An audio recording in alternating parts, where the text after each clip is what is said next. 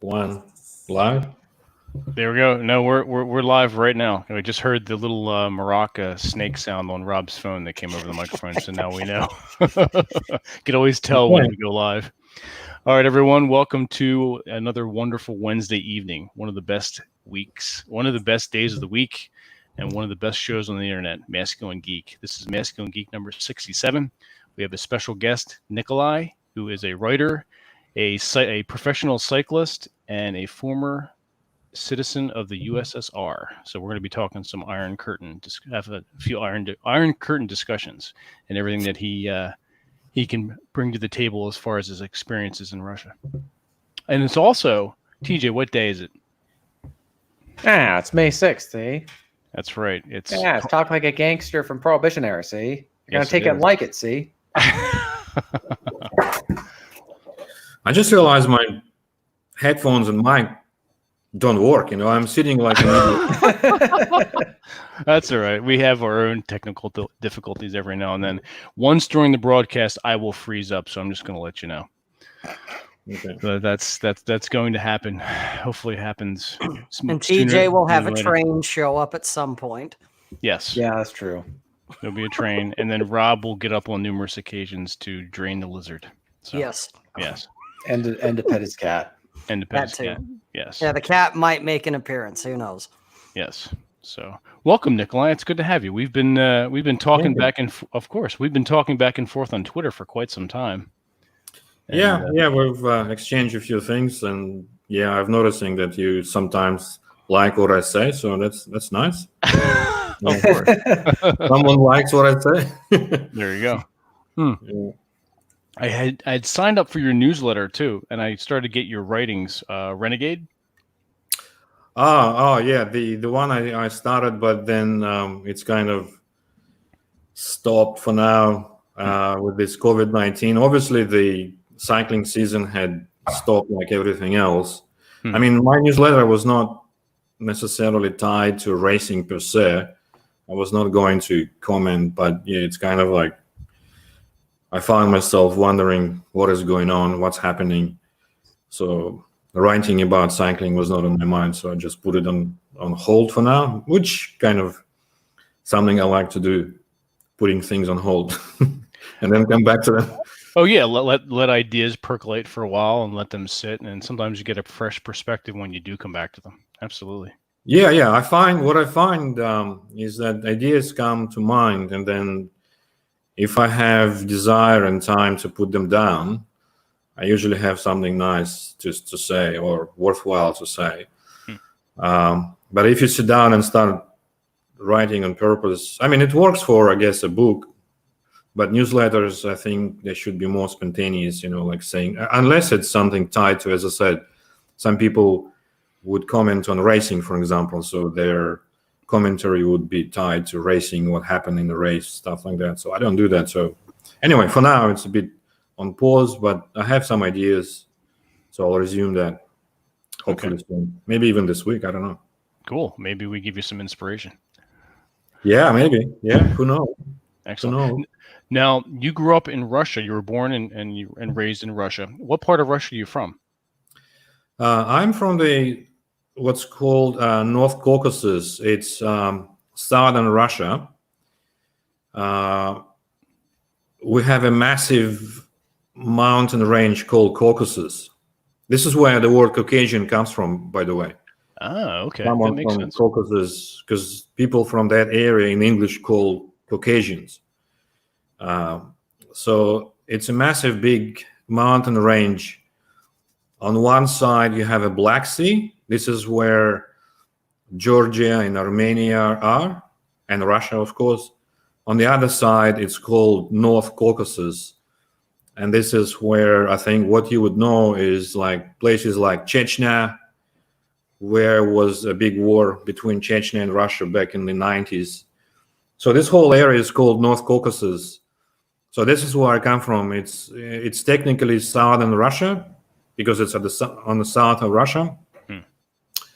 But it's not as warm as Queensland, or it's not as warm as Florida. So you still get snow. It's a beautiful place because of the mountains. So So you can imagine this is actually, we have the highest mountain in Europe in that region called Elbrus, which is 5.6 thousand meter, 5,600 meters tall. So it's the tallest mountain in Europe.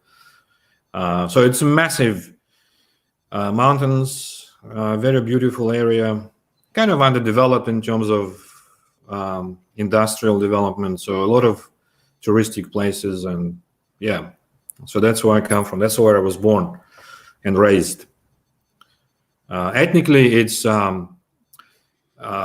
historically was dominated by Turkey for a long time. So you have a mix of Muslims and Christians living in the same area, pretty much half by half, depending where you are. So it has a mix of, it's a port, it's a cultural port, because you have probably 24 or so different ethnic groups living in a small area, speaking different languages, different cultures, obviously different religions. So as I said, most of them are either Christian or Muslim.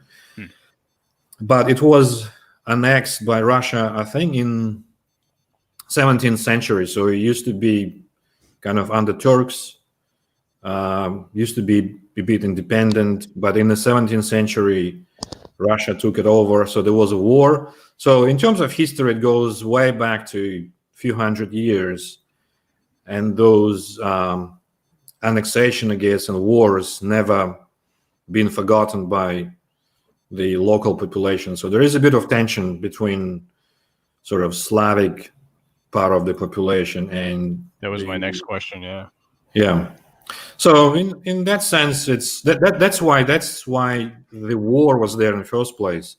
When Soviet Union collapsed, a lot of these regions, obviously the biggest regions like the republics themselves all declared independence. That's why you have now Russia, Ukraine, Latvia, and all of those 15 republics, 15 regional states, so to speak. But even within Russia, a lot of regions have declared independence as well, and one of them was Chechnya.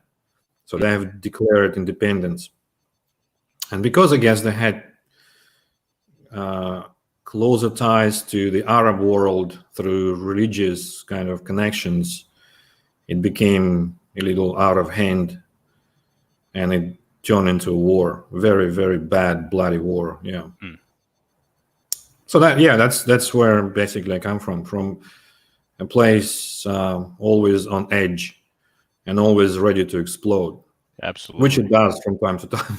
It's like little Balkans, Yep. But much more violent. Now you're in Melbourne now, correct? Yeah, okay. In Australia. Now, when did you settle there? We came here in '97. So we left in around 91, ended up in Poland. We went like on a business trip and never came back. Okay. So we ended up in Poland with my wife. We didn't have kids back then. That was 91, I think. So we were like 25. And then we started slowly moving west. So we ended up in Denmark, and I kept racing. So we ended up in Denmark, lived there for a couple of years, and then went to Canada. Oh, okay. We lived in Canada for 4 years, lived in Montreal, visited US from Montreal once, which was an adventure in itself. And then from Montreal, we moved to Australia in '97. We first went to Sydney, lived in Sydney for about 7 years, and then moved to Brisbane because of climate, I guess. But then eventually we got sick of never-ending summer, and we moved to Melbourne. Okay. Melbourne is a bit colder. Quite colder. So we have 4 seasons here instead of just 2. In Brisbane, there are only 2, either summer or winter, and winter is a joke. So Melbourne as I'm looking outside, it's kind of winterish, maybe 20 degrees. I don't know what it is in Fahrenheit, but it's fresh. So it's colder, changing weather, much bigger city. It's much more. It reminds me a bit of a New York, only cleaner and much more organized, and much nicer and much more compact. But there is something to it in terms of like go, go, go of this New York. I guess there's also lots of cultures. There's a lot of different nationalities living in Melbourne. So I really, really like Melbourne. Yeah, there's a lot of different cultures and people rolling through as just visiting New York at any given time. So it's there's just a crush and massive humanity. It's one place I like visiting and going to because I don't live that far away, but I wouldn't want to live there. It's too much. I need earth under my feet. Cities, I can't. I really do. I need to be closer to woods and mountainous areas. Oh, okay. There is a Central Park in New York. Well, the problem with that, it's being overshadowed by all the new buildings going up. Yeah, because apparently there's you can own airspace above your building, and it's a certain amount. It's like you can license that out and have people not build based on whether or not you purchase that airspace. It's amazing what kind of. Oh yeah, I had no idea. I just found that out recently. So I didn't know that. I mean, I studied law. I know that in common law there is some reasonable space above your head that is kind of yours, so to speak. Not necessarily yours, but there are some protections over your head. But they don't go to unless in Australian law. It doesn't go too high. I don't know about America, but we have similar common law systems. So I guess it's the same concept, same idea. There must be something that's related to like industrial buildings and things. Yeah, like that. Commercial buildings. Yeah, that's where the idea is coming from. Where you cannot have trees going into your property from the neighboring properties because that headspace is sort of owned by you, so you can order or tell your neighbor to cut that down. Exactly. If there's a branch that's hanging over your property, that's the same here in the U.S. Yeah, absolutely. Yeah. So you're a bit of a world traveler and a globetrotter. You've been all over the globe. Yeah. I've started going west. Just following that song by what is it, Petra Boys? I think Go West. Go west. Da, da, da, da, da. I think so. Yeah. I think it was Petra Boys. When Soviet Union opened up, obviously we had the music, the Western music. Since childhood, I was following Led Zeppelin and Black Sabbath and Deep Purple. Cool. That was my favorite bands, Pink Floyd.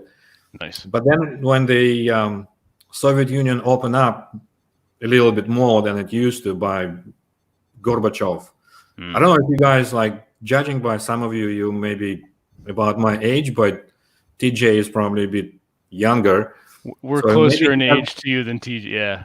Yeah, maybe he doesn't know who Gorbachev is because he's still alive. He does. He does. TJ is a really good journalist, so he's pretty.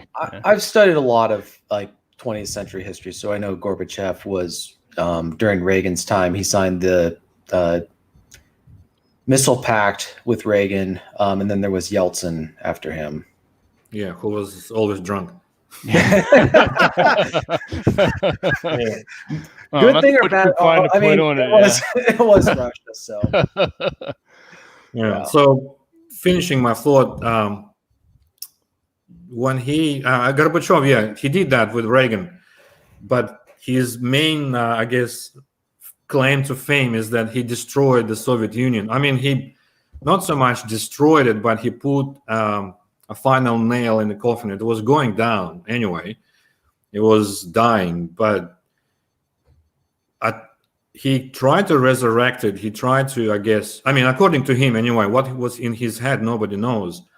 But he tried to revive it and bring it back to life. But what he did is he finished it off.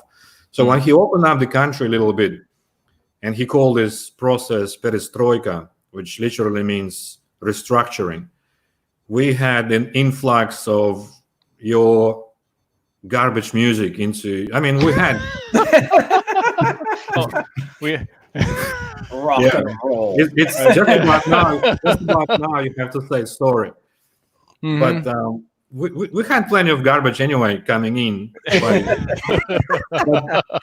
So that's what did it. It wasn't spending. It wasn't anything like that. It was rock and garbage, roll. rock and roll ruined it.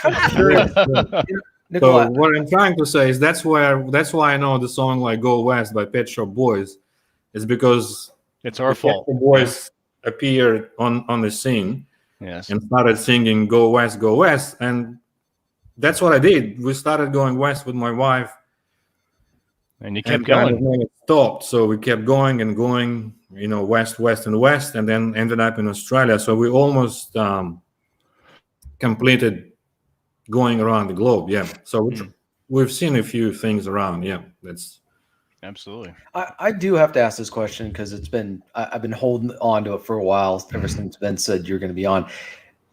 At what point before the Soviet Union finally fell apart did you, and I'm not sure how old you were at the time or just what the general feeling was, or if people even talked about this stuff, but was there a point where you just felt like this is the end of the Soviet Union, or was the collapse just kind of a shock to everyone? It didn't collapse. Yeah, I've never had a thought of, oh, this is the end of the Soviet Union. I always thought that it's not always. Once I sort of became aware of what's going on, which was relatively early. Like most people never realized anything and then just went along with the system. But I was kind of fortunate enough to have a person in my life who was my coach, my cycling coach. He was an ethnic German, so we have a large population of Germans living in Russia, and they came in, I think it was 18th century. We had a German-born queen called Catherine, Ekaterina, and she was German. She was native German, but because the royals were intermarrying, we ended up with thousands of Germans. She invited Germans to. Were these Volga Deutsch? Were they known as Volga Deutsch? Yes, that's right. And so they settled in Russia, and there were 200,000 or something at some stage. And so my coach was one of these. He was a descendant of one of these German immigrants. And for one reason or another, he never liked the Soviet Union much. I think also his parents or grandparents were repressed when the Germany attacked Soviet Union under Nazis, under Hitler. Yeah. A lot of Germans were forcibly moved to other areas of Russia, and a lot of them died of starvation and all other nonsense.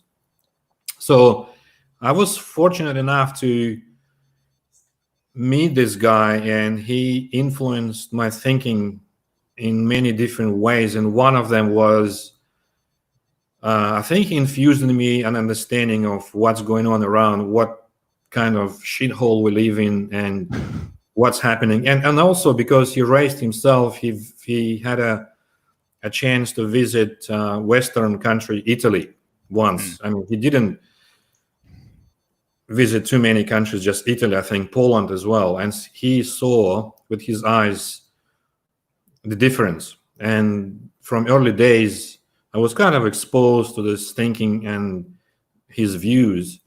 And I developed a bit of, I guess, what's the word? Maybe sarcastic, maybe.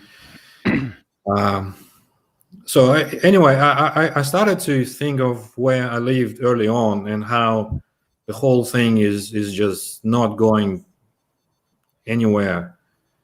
And then when the Gorbachev came and started doing his perestroika circus, it wasn't a sudden collapse. In fact, at first it looked like we are going to rebuild this thing and going to have something similar to like America, or I don't know. Usually we think of America all the time. We don't compare ourselves to France or Germany or anything like that. Even though they are our neighbors, it's always America we're looking up to. Or down. Usually it's down, but it's funny. One time I had heard that someone had taken a survey of young Russian students back in the 90s, late 80s, early 90s, and they had shown them American culture, television, and they wanted to know what was their favorite thing. And they reported that their favorite thing were the car commercials.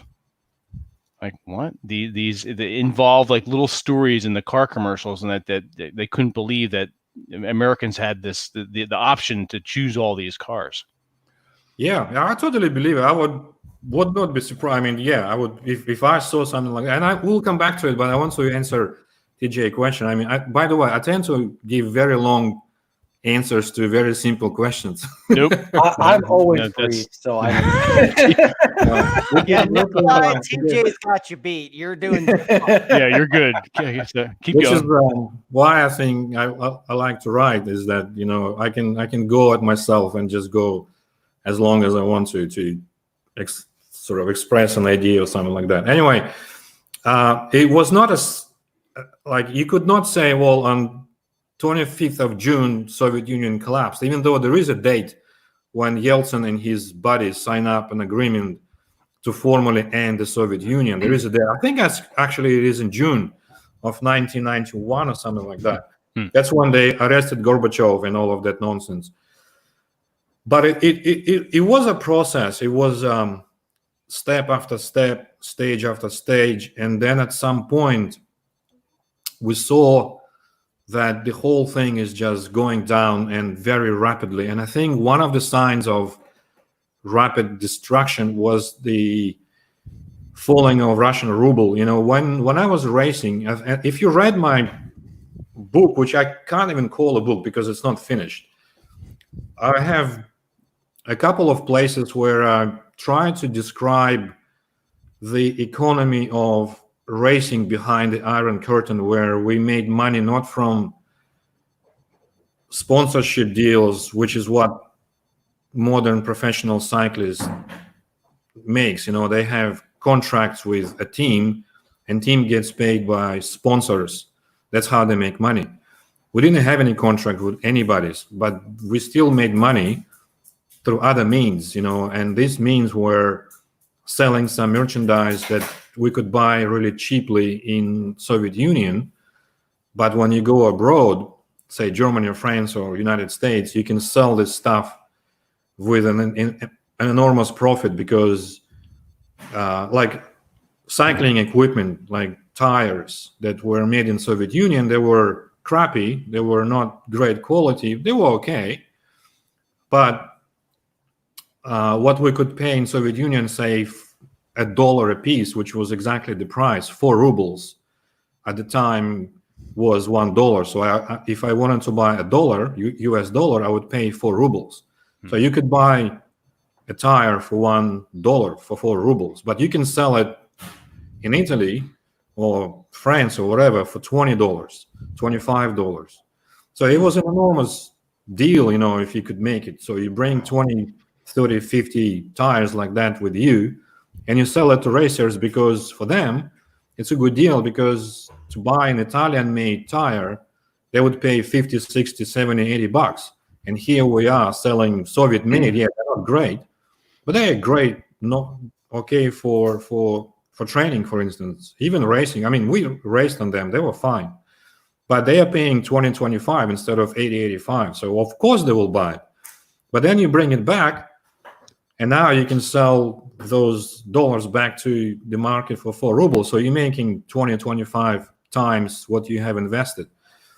So going back to the collapse of the Soviet Union, when I saw that the dollar started to go up sometimes by a week, so 1 week it would be 5. It started with 5, so it went from 4 to 5, and then from 5 it jumped to 10, and then from 10 to 15, and then next minute it's 50, and then next minute it's 100 rubles per dollar. At this point, I think everyone who had a couple of brains in their head realized that this thing is just going down very, very fast. And then everything just collapsed, you know, like you probably have now some signs of it when what I hear is that there are some shortages in the States of certain things because of the not collapse, but there are some problems with the supply chain. So I've heard there are some meat shortages and whatnot. Oh, let's go back to toilet paper. Yeah. Unbelievable. Imagine if what you've seen with toilet paper is happening across the entire range of products that you need every single day. The only exception is maybe bread and pasta. Everything else is gone.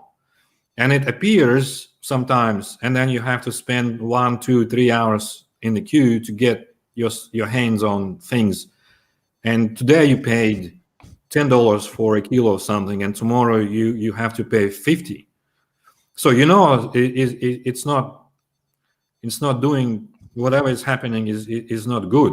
This is how you know everything is crashing down, and you have to get out of this. You have to go somewhere. Yeah. So it's a very long answer to TJ's very simple question as to No, this is a great. how I noticed and background what I on this. noticed. Yeah, it was at Because I have a book that was written by the top Soviet analyst for the United States. It's called War in 2020, and it was written published in 1991. And he did this kind of analysis at the end, was talking about how the Soviet Union over the next couple of decades was going to have to make all these changes if it wanted to remain a top dominant military power. And the reality was it had less than a year to live. And so the top US guy didn't see what was coming. And so I've always been curious about what people who actually lived under this were seeing. And they may have thought it, they may have noticed it, but like with the Soviet Union, you couldn't talk about it openly. It's not like they were talking about it in the newspapers or saying it openly. And so I'm really, and also I'm not saying it's going to happen here, but one of the questions I have with that is, just the possibility that if that kind of thing happened over here in the United States, what are some of the telltale signs? Seeing the currency collapse or be very, volatile would be a very good, it's kind of like seeing dark clouds on the horizon and thinking, yeah, you better bring all your stuff inside because it's going to rain. Yeah. I would love to actually answer it. Like what you're asking is, how could you spot something like this happening in the United States? Well, first of all, United States is not Soviet Union, even though you guys are going this way, like toward that sort of idea. I'm probably overstating it, but you still have what used to be called a free market, right? So you still have that, even though it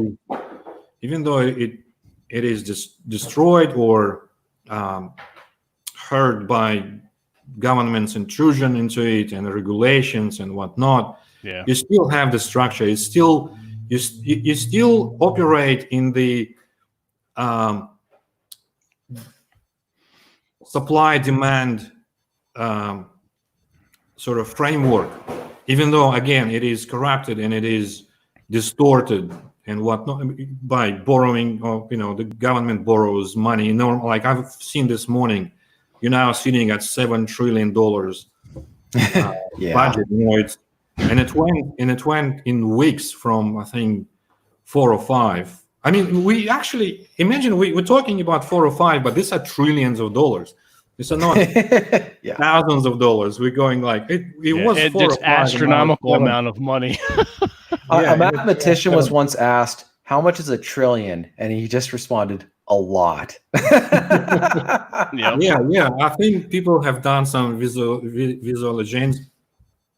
sort of representations of it, and I don't know how many times you can cover the globe with dollar notes of some kind, 100 notes, I think, and it still will be like this thick, something like that. I know it's ridiculous, but what I'm saying is that even though it's all there, you still have the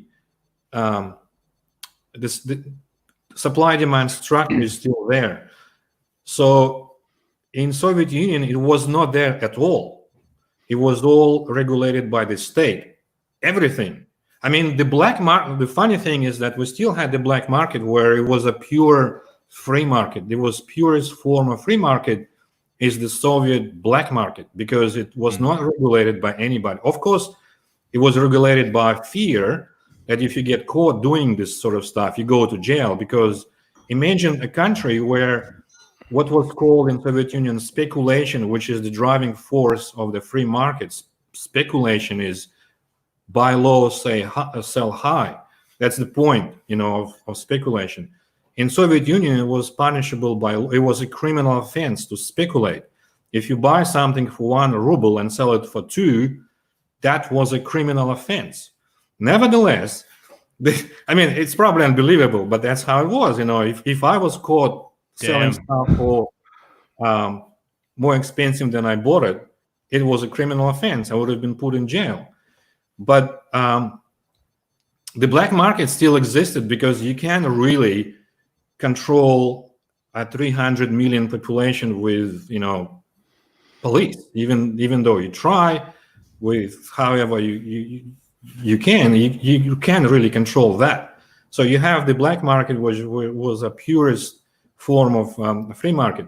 So in the States, again, to answer TJ's simple question, I don't think you can see a clear sign. Just the same way I could not see a clear. You will only notice it when it's pretty much too late to change anything, unless you do something radical. So you will see. Obviously, inflation is there. What you could buy with $1 in 1975. Right. You could not buy with $1 today, right? You still have the same dollar. They look a bit different, but it's still the same dollar. Correct. So the inflation is there. I wouldn't even look at economical signs, because you still have that in place, like some sort of a free market. But what I would look at is how much freedom do you have? Yeah. How much are you? Like? Not even how much. Are you looking? When you're typing anything on Twitter, are you catching yourself thinking, should I say that? Or there would be some repercussions, or there would be some consequences to what I say? Because I'm catching myself lately all the time thinking that, like, are there going to be any repercussions? Yeah, especially on Twitter. I've been a bit active lately on Twitter. And the things I say almost every time, 9 times out of 10, if it's not related to cycling, it's kind of neutral, you can't really. But anything outside of that, like, I'm a big, I guess, non-conformist with pretty much anything. And with this pandemic thing, I do not buy it, obviously. So I say things that are not mainstream. And then I'm catching myself thinking, are there going to be any consequences? And this is exactly the thinking I've had back in the Soviet Union. When you're watching what you say, when you're watching who you say to, when you thinking what I'm saying, and are there going to be any repercussions? So if you're catching yourself thinking that, you're already there. You're already arriving. You have not arrived, maybe, but you are on the way. So that's one of the signs.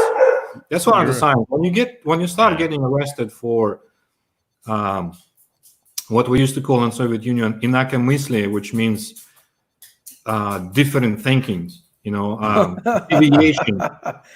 Different thinking thinking for yourself. Yeah. Yes. So it's basically, once you start realizing that you're becoming 1984 by Mr. George Orwell, and there are a lot of signs already there. Oh yeah, that's the sign. That's the sign. So I do have a follow-up question. So when the Soviet Union fell, with Russia, there were two separate identities. There was the historic ethnic Slavic or Russian identity, and I know Russia's got a lot of different ethnicities within its geography, But then there was the Soviet identity that had been there since the 1917 revolution, and then solidified over a couple of years. To what extent had people invested in the Soviet identity, like the idea of the Soviet Union, as opposed to being Russian or being? Because and the reason I'm asking is because I'm from part of the United States that really does not have a lot of history. So if the United States collapsed tomorrow, there'd be a huge existential crisis among a lot of people in my area because they don't have an identity that's rooted in anything that has deep roots. Whereas on the East Coast, you have history going back 400 years, 300 years, whatever. Mine, most of the people here, their ancestors haven't even been here for 100 years. So I guess what was it like for a lot of people? Were they starting to ask questions, or was it just, we're going to continue on doing kind of what we're doing, just different government? It's complicated actually, because, and complicated from your point of view. Even from my point of view, could be complicated. But from your point of view, what you have used to since pretty much the beginning of time is to call. Even now, if I say Russia, we immediately think of, well, now in 2020, what is it, 2020? I was just about to say 2021. Anyway, when you say Russia, you think of what's politically like defined as Russia. But not long time ago, there was Soviet Union, but you still call that Russia.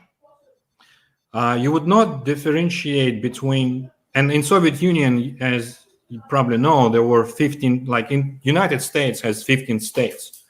So Russia was also a federation, differently designed and differently assembled, but it was still a federation of 15 independent, quote unquote, states. They were called republics. That's why it's called USSR. The R stands for republics. So when people say Russia or Soviet Union, it was interchangeable terms. But within that Soviet Union or Russia, there were, from my school times, I think I remember we were taught that there were 100+ nationalities or ethnic groups living in Russia. Oh, sorry. See, I'm confused myself. In Soviet Union. So for you guys, when you think of Russia, you're thinking like Russia. But if you go to Russia or Soviet Union back then, the term Russian only applies to ethnic Russians. Now, ethnic Russian can live in Kazakhstan or Uzbekistan, or like, for example, now, this is where it gets confusing. Let's talk about cycling, which is easiest thing for me to talk about. There are Kazakh riders racing for Italian teams or Kazakh teams or whatever teams, but they're called Kazakhs because they have Kazakh passports. Just like I have Australian passport. So I would be called Australian if I was representing my country in a competition. So these people are called Kazakhs. But for me, they are as Kazakhs as I'm a Martian. They're not Kazakhs. They are Russians. So it gets complicated because people living in Lithuania or Estonia or Ukraine, and ethnically they are Russians, but they would be called by you guys Ukrainians or Kazakhs or Estonians because of their passports. So in Soviet Union, this ethnicity is massively important thing. It's huge. In fact, it's so huge that in our passports back in Soviet Union, and we had two kinds of passports. Like when I say passport, you immediately think of a piece of paper you use to go abroad, like to fly to Ireland or Italy. In Russia, we had internal passport, which was used inside the Soviet Union. It's your ID, your major ID, because driver's license were not common because 90% of people did not have a car, so almost nobody had a driver's license. And then you had a passport to go abroad, to travel. So in those internal passports, your ethnicity was stated. Like if you are Russian or Estonian and this is how people were identified, for example, as Jews. So in your passport, you would be a Jew. And then you have on your hands a massive problem your entire life because you have been identified as a Jew. Or under Stalin, you have been identified as whoever was under persecution at the time. Like in where I come from North Caucasus, at some point, Balkars, there is an ethnic group who are persecuted. So if you are one of them, and you're identified as one in your passport, well, you have massive problem. So in terms of identity and cultural crisis and all of that, it's all linked or related to these identities of who you are. And this is only relevant for us, like who you are is defined by your ethnicity within that massive geographic and political entity called Russia now, or Soviet Union before. And now even go back to Russia again, it's the same thing. Just because the country had collapsed and now we're called Russia, within that country, you still have maybe less, but still maybe not 100, but 70, 80 something plus groups who are not Russian, who speak Russian as a second language. And some of them would speak Russian as a first language, which is what happens in Ukraine. A lot of Ukrainians, ethnic Ukrainians, would speak Russian as a first language. And now they all caught up in these political games between Russia and Ukraine, and they have completely not lost their identity, but it's really complicated actually with Ukrainians, because I have some friends who are ethnically Russian who hate Russians and who don't even speak Ukrainian because they live in Ukraine. It gets really confused. So in terms of identity, it's not a simple thing to decipher for outsiders, but within that entity that you would call ex-Soviet Union or whatever you call it, it's a melting pot of these cultures and identities and languages and views. And again, the history goes back centuries, and all of it is related to who attacked who, and you kill my grandfather. Right. Yeah, it's you will see the same thing in the Balkans, in Yugoslavia, former Yugoslavia. Similar, it's not the same, but similar problems going back 400 years, 500 years, related to wars between Muslims and Christians and whatnot. It's complicated. Yeah. So what was the original question anyway? I'm interested in how, when the Soviet Union collapsed, how that affected the psyche of the average Russian, because to what extent did they, there's so many people in America who their identity is rooted in the political entity known as the United States government. But if that government disappeared and all the states were kind of just left to go do their own thing, what would their identity be? Yeah. And in East Coast, New England would just go back to being New England. New Yorkers are New Yorkers. Texas would go back to being a republic like it was originally. A lot of areas would do okay. My area would probably not do okay because it's too young. It has no heritage. There's no legacy. There's no, there's no heritage. There's nothing keeping people here other than economic reasons. And so I was curious, how many people had put their identity so much in the existence of the Soviet Union, right? That when it fell, people were like, they didn't know what to do. What's the narrative now for the Russian people and the Russian nation? The good thing about it, the thing about it is that it's much more, as I explained before, it's much more clearly defined who you are. Even though you lived in this entity called Soviet Union, within that entity, pretty much I mean, there are some overlaps and confusions, as I mentioned, with Russians, Ukrainians, and Belarusians, because these three groups are Slavic groups. They are very much related. The languages are very similar. Cultures are very similar. Unless you go a little bit west, Ukraine, it becomes different. But anyway, we had very well defined and very well identifiable identities within that entity, which is nothing like United States or Australia for that matter, because these countries have been colonized recently, like especially Australia is only 100+ years old as a country.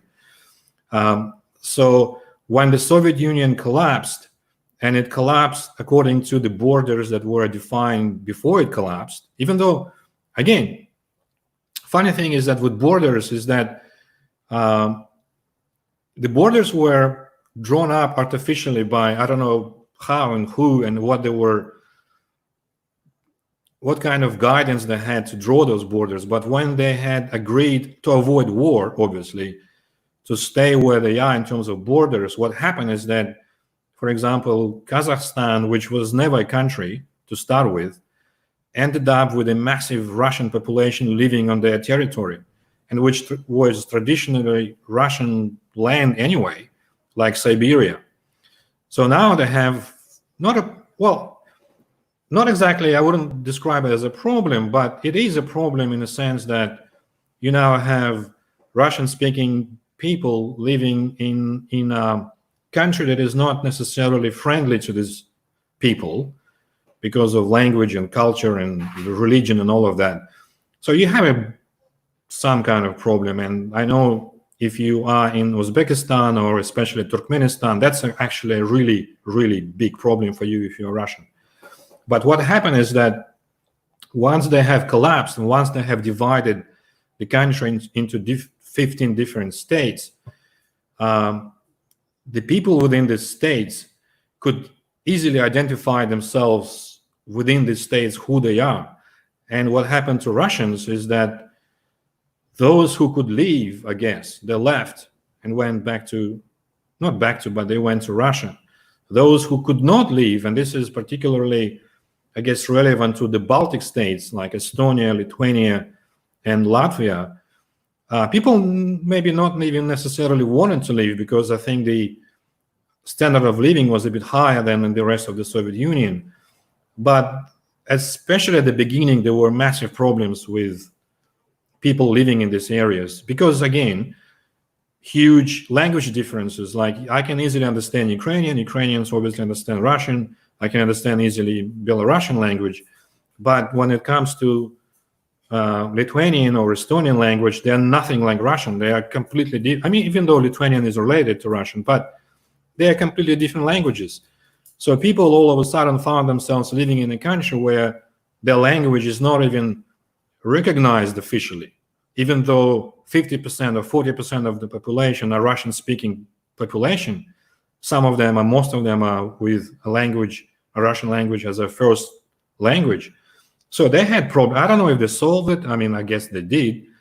But in terms of identity, it's really clearly defined who you are, no matter where you live. So if you ended up in Estonia and you're a Russian, you stay a Russian. And I mean, if you want, and I think you should learn the language and you should live in the country and speak the language of the country to start with. But as a person, as an ethnicity, you are Russian and you will always remain Russian. This is very, very, I guess, peculiar to that Soviet Union thing. This ethnicity is kind of, it doesn't go anywhere at all. I mean, when it comes to Ukrainians and Belarusians and Russians, it gets a little bit confusing because we are so closely related. But outside of that, it's very clearly defined. Right. Very clearly defined. I guess the next question is, was there any point where, and it may be difficult to have known because of the way that the Soviet government controlled the press and the flow of information and access to information. But was there ever a point where you felt like there was going to be a war between the Soviet Union and the United States? Was there a point where that felt like it was inevitable? Was that part of the narrative? Like, just people were saying at some point there's going to be a fight, or was it something that was always a possibility, but you never knew? Always. I grew up thinking, and not only me, but my parents, it comes from like parents, right? You're growing up around your parents and you listen to conversations and discussions and whatnot. So I guess just judging from that, what I've heard, and then that became my own view and belief, but then it went away. But anyway, when I was growing up, the expectation was it's going to happen at some point. We don't know when, but it's just around the corner. We're going to have a war with United States.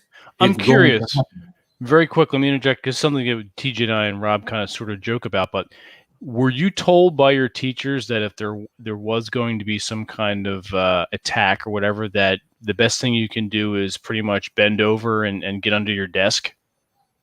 Your school desk? It's ridiculous. Like, this is all you can do?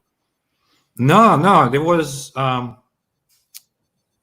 we have to go a little bit back. To understand this, you need to go back to the Second World War, because especially for my generation, I was born in 1966, so 20 years after the end of the war.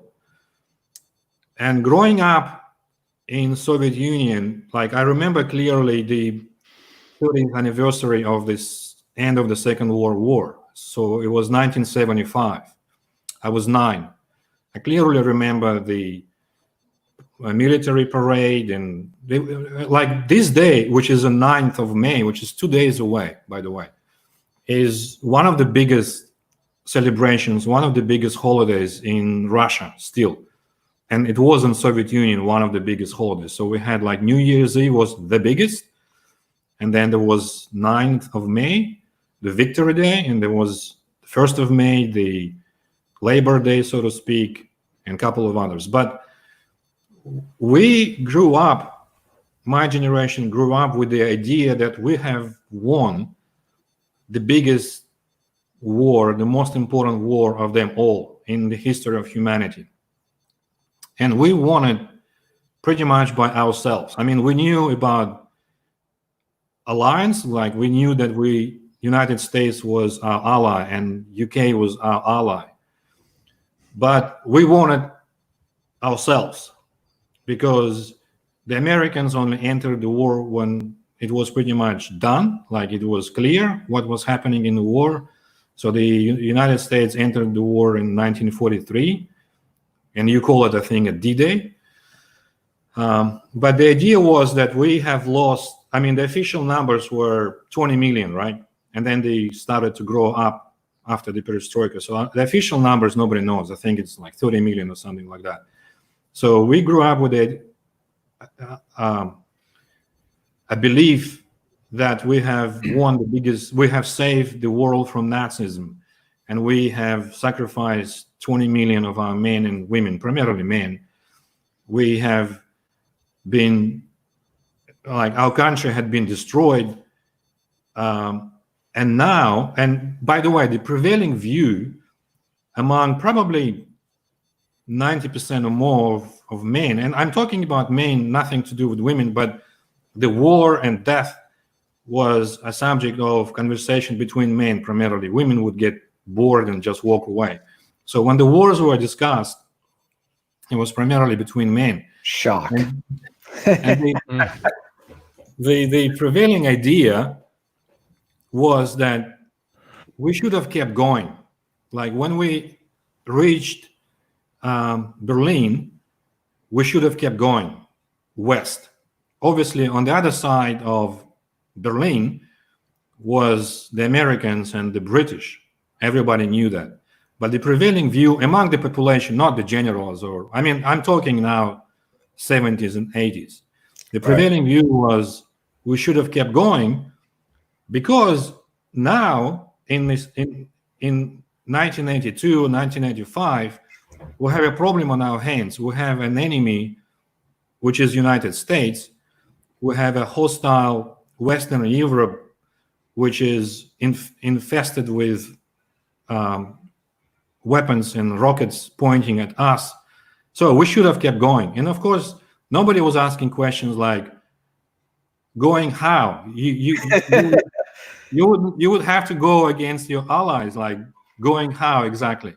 And what's funny about that is General Patton, the American general, had the same view, but from the opposite side. He felt like, really, yeah, he was totally gung-ho about starting a war with Russia, and that's why he got sacked, because he kept kind of pushing it.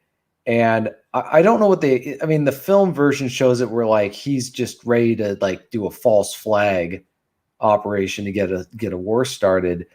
So it's interesting that was going on, because what makes me curious about that is how many Soviet generals felt the same way at that point. I'm wondering, and this is kind of hard to know without reading some of the historical documents, but after losing 20 million people and fighting since 1941, how many of them just were like, yeah, we're done. Like, we won, we want to go home, Yeah, obviously the people who had to carry guns and shoot at each other, which is soldiers, they had enough. They wouldn't care one way or another what is going on behind like the front line, which is where the Americans were. They had enough. They've had enough of everything, the death, the destruction, the desolation. And I mean, imagine behind them are thousands and thousands of kilometers of destroyed land, and wives dead, or children killed or raped or whatever. I mean, they had enough. So what generals thought, I have no idea.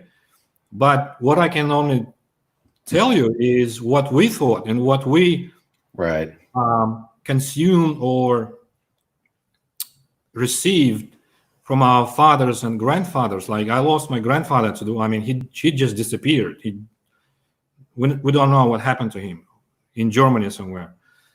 So we're talking like very close to home. When I'm talking war, it's really close to home. It's my father who saw the Germans in his city. It's my grandfather who never returned.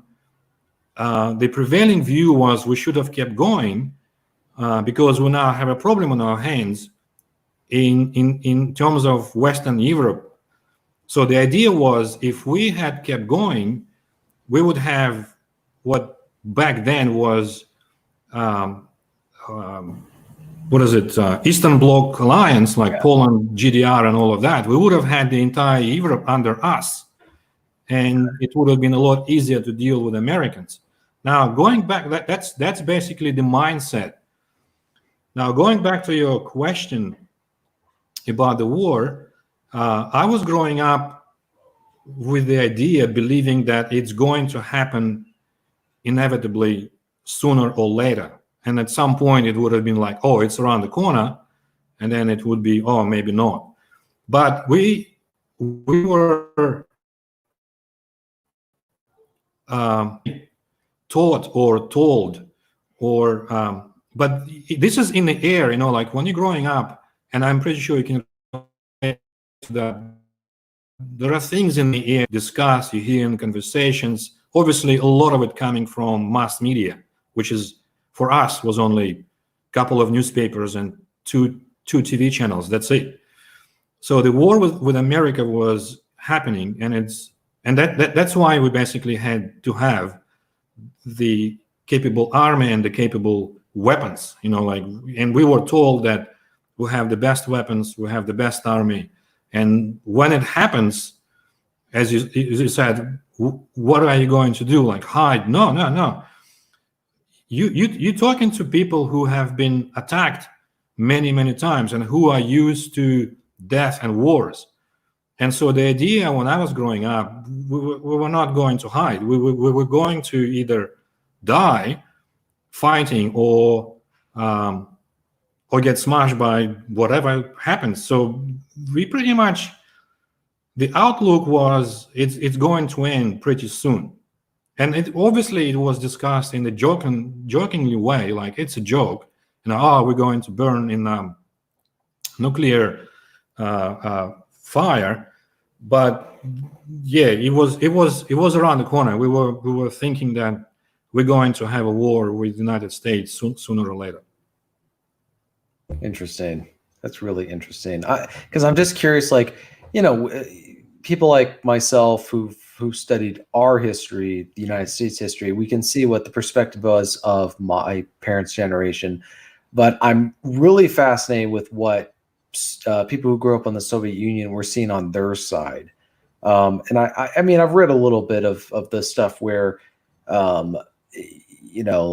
some of the criticisms that they had of the United States. I guess what was kind of the perception of the U.S., the common perception?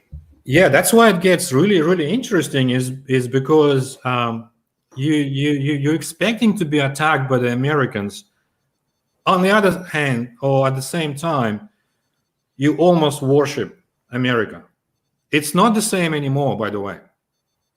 It's almost completely opposite. Like, as far as I know, mind you, I haven't been back to Russia since 91. So you have to keep this in mind. But what I can gather from reading and from people traveling to Russia and back and forth, it's not the same anymore. But when I was growing up, I'm talking when I was 15, 14, 16, 17, 20, I left when I was 21, I think. When I was growing up, when I was forming my worldview and people around me, America was worshipped almost. It wasn't in the same way as God or anything to do with religion, but you know what I mean? It's like a cult.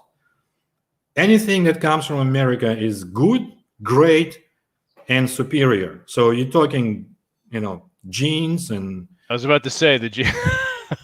Especially the jeans, yeah, the Levi's. Yep. And now I remember your car commercial. Mm-hmm. I mentioned it in my book. An episode that literally blew my mind. Literally, I mean, I still have my head, but inside it was almost like an explosion. A friend of mine had a collection. We had this, mind you, the whole thing is controlled, right? Information is controlled 100%. However, some of the information still gets through. For example, we had radio stations called Voice of America or Freedom Europe, something like that, Free Europe, whatever. They were broadcasting from, I think, Germany and places like that. The Soviet Union was trying hard to destroy the radio signal, but you can still hear. If it doesn't work really well, there sort of, I don't know what the term is, but you can send signals to damage the radio signal, and it becomes like bad connection, bad transmission, but you can still hear. So the information was still coming through.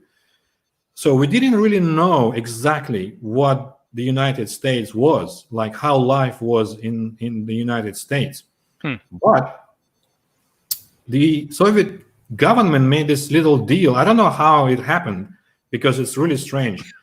They allowed publishing of a magazine called America in the Soviet Union in Russian language in exchange of America or United States publishing and distributing a magazine made by the Soviet Union. I don't know what it was called, maybe Soviet Union or whatever. So the idea was to kind of exchange information about what life is like in our countries, respective countries. So this magazine, America, was published in the Soviet Union, or maybe America was actually published, but in Russian language. But it wasn't distributed. You could not buy it anywhere. So it was only probably a small edition. I don't know, maybe 10,000, 20,000. I don't know how many copies of it was published, but they were distributed through. And funny thing is that these magazines were distributed only to the privileged class, which is the Communist Party. So it's kind of, for you, it doesn't make sense. People who supposed to be pure and uphold the communist values are actually the ones who are getting the magazine, right? So my friend, who was a son of a librarian, had access to these magazines, and they were collecting them at home. Like the library was getting these magazines, and the father was keeping them at home. So the first time I had ever saw anything resembling America was in this magazine called America. Yep. And in this magazine was an article about secondhand cars. I mean, it was about this guy, I think it was Polish immigrant, who had some kind of secondhand shop with secondhand cars or whatever. And it doesn't matter what the article was about, but what I actually was blown away about is the prices of cars. They were $500, $600, under $1,000 cars he was selling. And the official rate that you can check every day in a Soviet published newspaper was 60 kopecks, which is like a cent. So $1 was 60% of a ruble. So $500 was 300 rubles. So we're reading this article which says that you can buy a car in America for $500, and we convert it to rubles, and it's 300 rubles. And 300 rubles would not buy you a wheel from a car, never mind a car. So we were like, hold on a second, there's something going on here. You can buy a car in America for $500, while in Soviet Union you would pay, at that time on the black market, you can only buy a car on the black market and only secondhand. Yeah, there was no like dealerships, right? Absolutely not. You could only buy a new car if you are an Olympic champion or privileged in some sort. And you can only buy a secondhand car. And secondhand car, like a Lada, would cost, depending how old it is, like a 10-year-old car would cost, 5,000, 6,000 rubles. So here we're talking about an American car that cost 300 rubles, while the Soviet-made car in Soviet Union is 5,000, second-hand, 10-year-old car. We were like, so I'm explaining to you what we thought of America, so that you can buy a car and then throw it away tomorrow because it's so cheap. And that's what we grew up with, thinking that it's some kind of paradise where, like you could afford 25 cars from your paycheck or 10 cars from your paycheck or 5,000 jeans or, it's ridiculous numbers, but I'm just giving you. It kind of reminds me of, there was a book that was written by this American author named John Steinbeck. He wrote a book called The Grapes of Wrath. It was about these Oklahoma farmers who ended up migrating to California because of poverty. And they ended up making a film about it in the 1930s. Well, the Soviet Union bought copies of this film to show to Soviet citizens in the thought that it would show how just how bad things were in America. Well, they ended up stopped showing the film because Soviet citizens would watch the film and they would walk out saying, the American farmers who are poor have automobiles because they drove to California. They didn't walk. Exactly. They drove. It's like, wow, their poorest people have cars. Exactly. That's exactly the point I'm trying to make, is that our view in the 80s and 70s and even 90s of America was this paradise where, and that's most of my, this is pretty much what drove me to leave. Like there were other things, like I could not stay in this shithole anymore, but I also had this perception of some kind of paradise that is America, because my goal was to go to America, not Denmark or not France or Germany, whatever. My goal was to go somehow to America, and that's what it was. I've tried. We've tried once. We've bought fake invitations from America to get visas to America. The plan was with my wife to get a visa and then go to the States and then stay there somehow. I don't know how. I had no idea, but my idea was once I land in America, I'll stay because there's no way they will kick me out of there.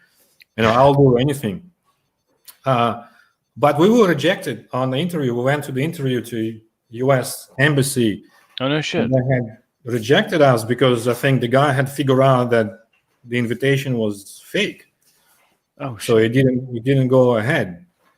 But we managed to leave anyway. But what I'm saying is that was the perception of what America was for us, some kind of a paradise full of jeans and cars and rock and roll. yeah, rock and roll. Yeah. Okay. Exactly. But then now, obviously, you know what it is. It's far from it. Well, I mean, yeah, we live here. We know. Yeah. Cars in the 1980s compared to the cars that they made. I understand that the cars have cooler features or whatever, but like, good God, the cars now are ugly as sin. They're just not attractive. Not only that, they've got weak names. And they've got weak names. Prius. Good. Well, not only names, but they're all the same. That's the problem. They're all the same. They do have this one like look, this form that just only differs slightly between the Yeah, where's the old fashioned Mustang, the Cadillac, the Camaro? Yeah, 62 Mustangs and not only that, but also the identities have gone. Like you could identify even yourself. You can identify with a brand. I mean, maybe it's good, maybe it's bad, but it was there. Like Pontiacs were Pontiacs, and Oldsmobile was Oldsmobile. Well, now there is no different. The Fiat looks like GM car, and Alfa Romeo looks like Ford. Yeah. You might as well just, rather than the higher end car, you might as well just buy the Ford because it looks the same. I mean, you're getting a Jaguar looks like a Ford, so well, Volvo looks like a Ford. Exactly. So why spend the extra money? Absolutely. Yeah. Now, Nikolai, you had mentioned something interesting in our email exchange. You had, I guess, during your cycling years in Russia, you had mentioned something about being dropped into Kiev 2 days after Chernobyl. Yeah. Well, tell us about that. I want to hear that. Now, keep in mind that I haven't actually watched that Chernobyl documentary, even though I was going to. But then I know it was a bit of an explosion, I guess, in terms. It was very popular, I think, on Netflix. As far as I know, almost everyone watched it. I haven't seen it, but I heard it was good. Yeah, and that's what I've heard. Everyone said, "Oh, you should watch it. It's so good." I've heard probably 10 people at least telling me you should watch it. It's good, and also people telling me that you will understand how bad it was. And I never tell them that I was actually right there, not in the middle of it, but close by. So I haven't watched the movie. And then why actually I was going to, but then someone told me that the movie is not necessarily accurate, even though it's called documentary. It's more of a feature that looks like a documentary, and there's a lot of crap going on. So maybe I watch it. Anyway, what actually happened is that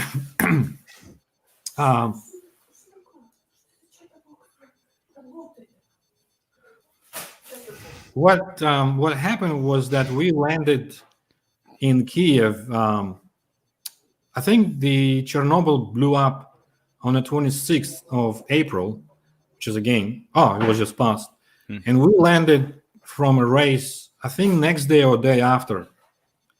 And as you probably know, maybe from the movie, I don't know if it was discussed in the movie, but the Soviet government kept it quiet. Like they did not reveal anything about, probably for a week, because they tried to mop it up, like to clean it up and hush, without probably realizing how bad it was. And the evidence of what did not realize what was happening, because they kept sending people to deal with the fire, and they were dying like flies, I think.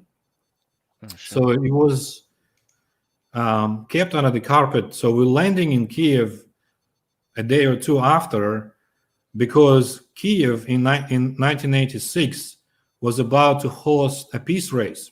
And the peace race was a version of like the behind the Iron Curtain version of a Tour de France. It was the biggest cycling stage race, the most important stage race. And that year, for the first time and the last time, it was supposed to start in Kiev in, I think, early May, like 8th or 9th of May, something like that. So we're landing in Kiev 2 weeks prior, because there was a rehearsal. So we had to race the entire 3 or 4 stages of the peace race before the official race, like the entire peloton. And peloton is the group of racers who race, 140, 160, 200 people. So we're landing different teams from different teams, landing in Kiev to race that rehearsal race, not the peace race, but the rehearsal. And as we're driving to our base, we had our own bus. We had a team bus, the only team actually in Soviet Union that had a bus. And so we're driving in our bus to our base. And at some point, I remember, chatting and laughing as always. And the driver says, "Hey, have you heard what happened in Chernobyl?" And we were like, "Chernobyl? Where's Chernobyl?" Because Chernobyl is a little city like 100K from Kiev. I've never heard of it because I'm not from Kiev in the first place. So we like, Chernobyl, what's Chernobyl? What happened in Chernobyl? And so my wife makes comments that I'm talking too much. No worries, it's all good. This is actually live stream. That's why they're asking me questions. Absolutely. Anyway, I really need to know all the story behind Chernobyl stuff. Yes, they asked me about Chernobyl. We want to know. Yes. So in the dark over here. Yeah, we're driving in the bus, and he says, "Did something happen?" And then he starts talking about, and he said, "I'm not sure what exactly happened, but there is some major disaster." And he says, "Probably on a nuclear station." And we were like, "What?" And he says, "Yeah, they have a nuclear station in Chernobyl, and I heard that there was a fire." And we're like, "Okay, whatever, it's a fire." It's like no one even thought of anything of it, and we just kept going to the base. But then, as things started to progress, and a couple of days later, the race started, right? So we started racing in Kiev, and then the information started to spread. And at this stage, we already know that a nuclear station had a fire, and it blew up, and it's completely open, and it spreads nuclear waste like everywhere. And we still really don't understand what's going on, because as you probably know, nuclear stuff obviously is invisible. You don't know, you know that you're 100K away, so it's safe, right? It's far away. So we have no idea. So we keep racing. Nothing is canceled. And I remember one day, one race was in the rain, and apparently the rain is where this stuff happens, because you're actually getting exposed to radiation with water. Because what actually happened, we learned later on, is that the cloud went west. Of course, it was sent west. And as it kept going, I guess, the rain happened, and we were literally racing in a radioactive rain. And the jokes were in the peloton, guys were joking around about being impotent a couple of months later, and losing, the masculine geek, like losing their masculinity. So it was really, really bizarre. Nobody understood exactly what was going on. We only knew that the nuclear station blew up, that it's not safe. But then at some point, I think it was maybe a week or maybe a little bit more into it, when all of a sudden they decided to evacuate all children from Kiev, and Kiev is 2.5-3 million people. Oh, wow. And so they've sent these hundreds of buses all over Ukraine to Kiev, and all these buses were covered in. They had these lead sheets attached to windows, so the buses look like tanks, kind of. I mean, they're still buses, but they had these lead sheets attached to windows to stop radiation coming inside the bus as much as possible. And they've parked these buses on freeways, like on motorways. And as we're going riding, training for our rides, or long rides, 4, 5, 6 hour rides, we're riding alongside these lines of buses, going for 5, 7, 10K non-stop, parked on the side of the road. So you're riding in these your bikes in the race beside the buses that are evacuating in this radiation rain? Yeah. They're waiting on the side of the road, like for miles and miles and miles. And we're just riding our bikes. And we know this is for kids.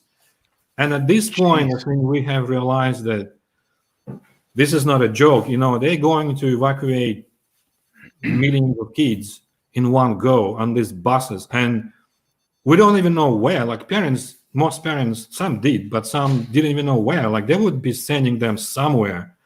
But the parents had no idea. Well, some of them did, but it's just like that. Like they would come to you somehow, send you a message or whatever, like not by text because there was no phones. But they would convey a message to you that you have to send your child away from Kyiv now, or tomorrow. Okay. And where exactly we will tell you later, or we will let you know. And they've packed them up and sent them away. And also they've said to basically people, whoever can get out of Kyiv, get the hell out of Kyiv, because it's going to be deadly.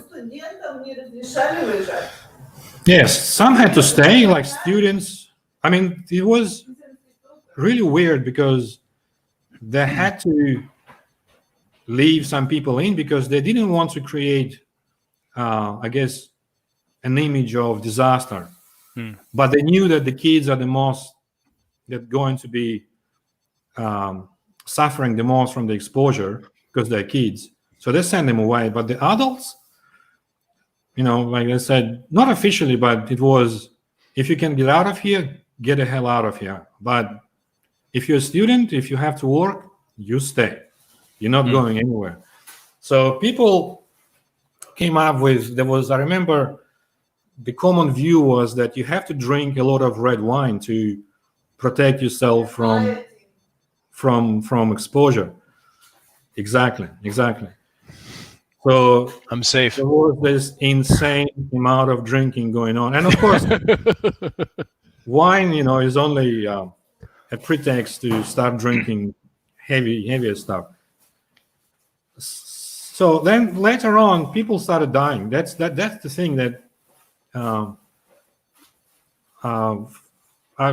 lost a very close friend of mine just died a few years later, literally just out of nowhere. He just boom dropped.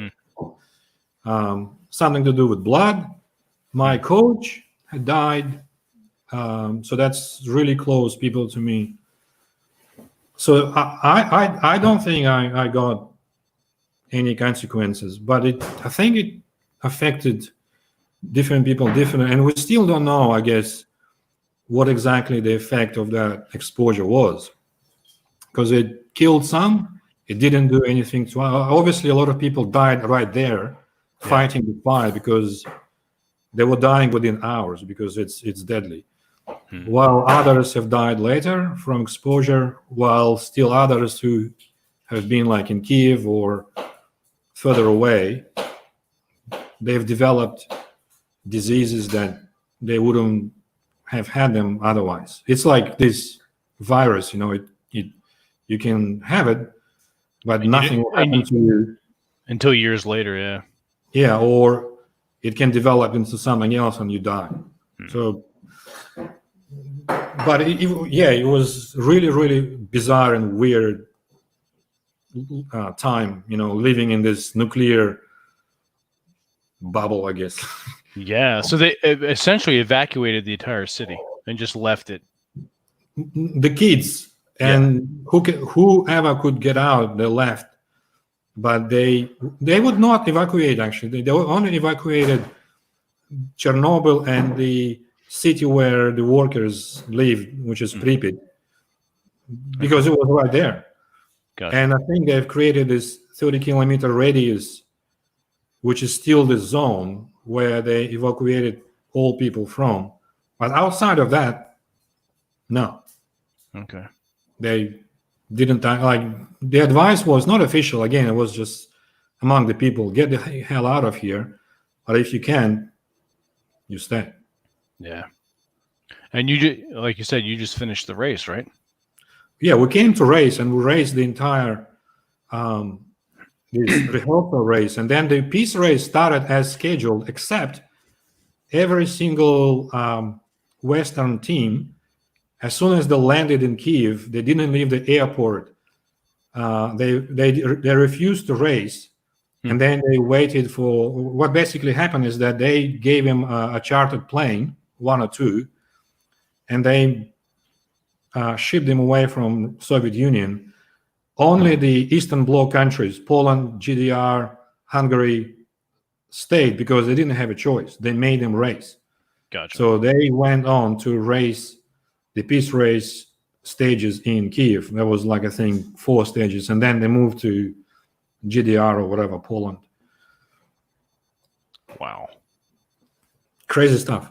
That is crazy stuff, and that's something that we never heard about.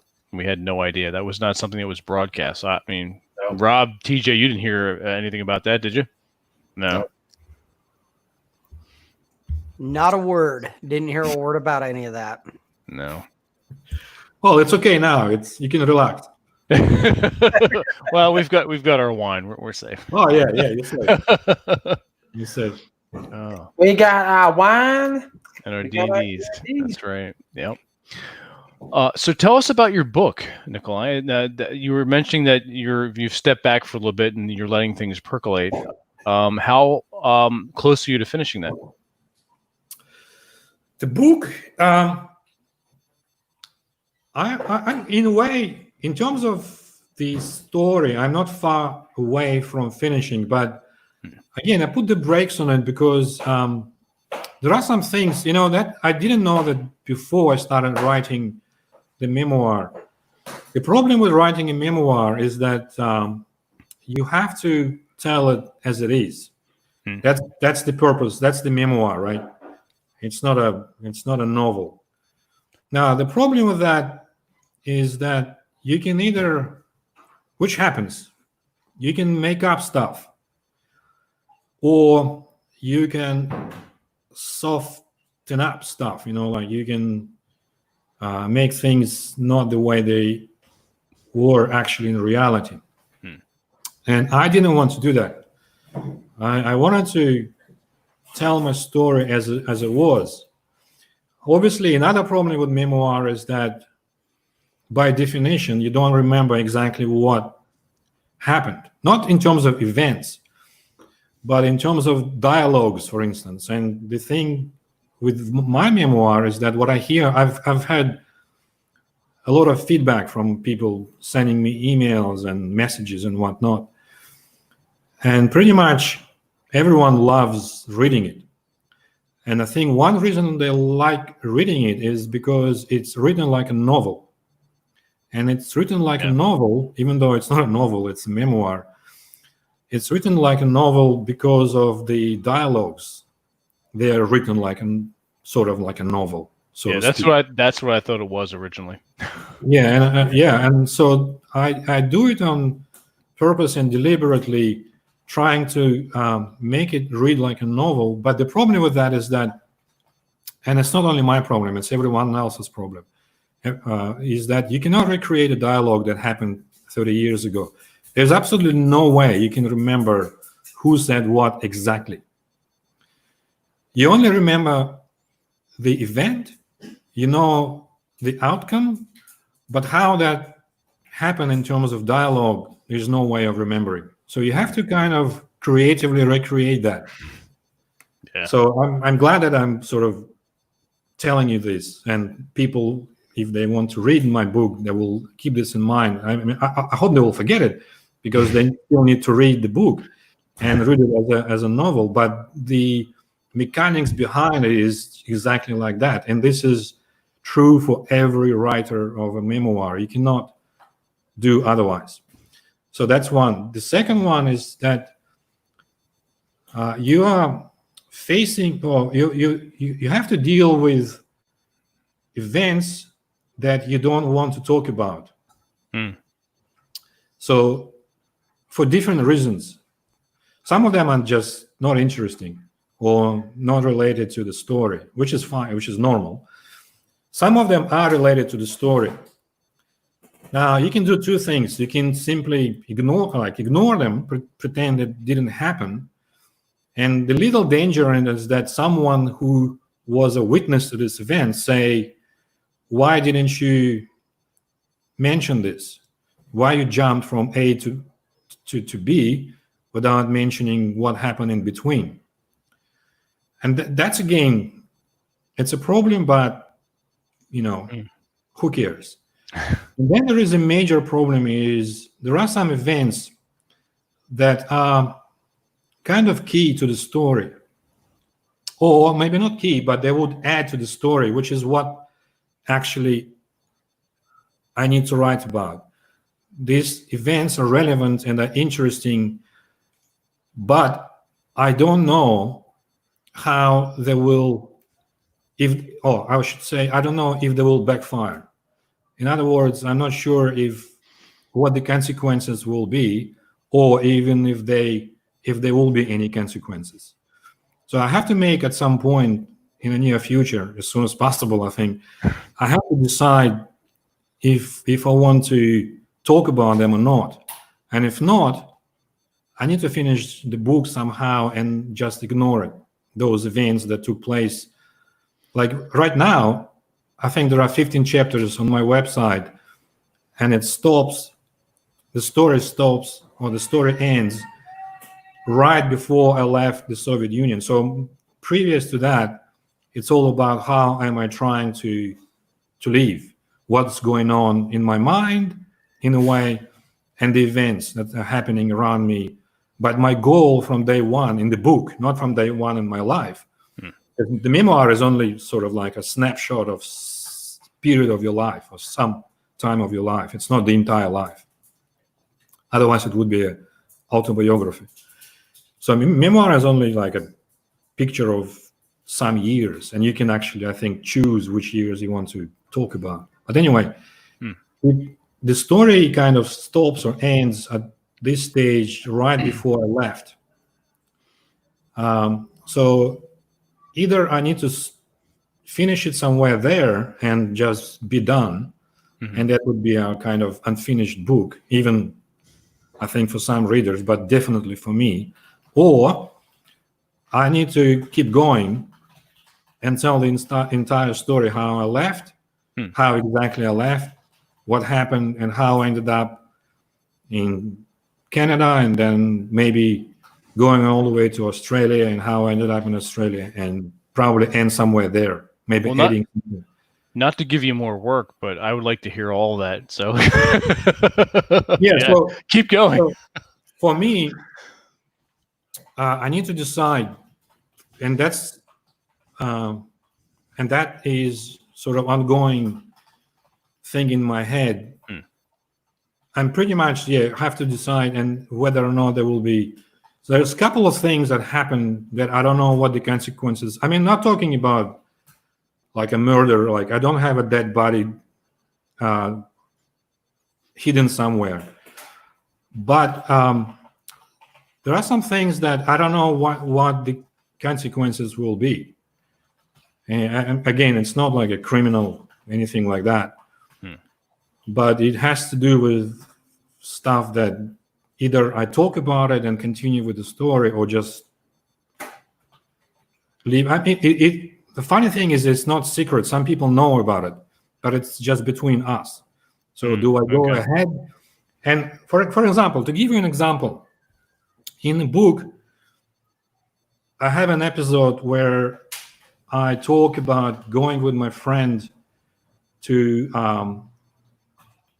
sort of a countryside in Russia to harvest poppies to make, what to make. When I wrote this, I had to ask his permission. He is my best friend. He's my closest friend. He's my friend from the childhood. But before it went, and back then, this story was published in a magazine in Australia, even before it went online. So first it went to a magazine. So I called him and I said, I'm going to write this. Are you okay with this? And he said, yeah, go ahead. I don't care. It would be actually fun, because it was really, really bizarre situation, bizarre episode. But in the future, a thing that I'm thinking about, should I write about it or not, there's another person involved again.